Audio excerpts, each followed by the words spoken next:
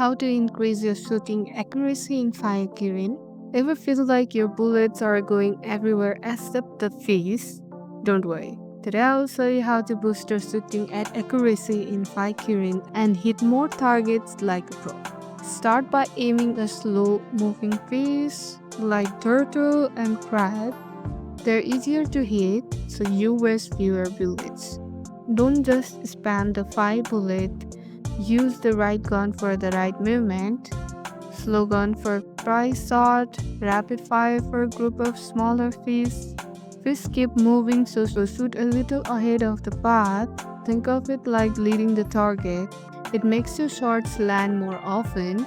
Don't waste bullet chasing everything on screen.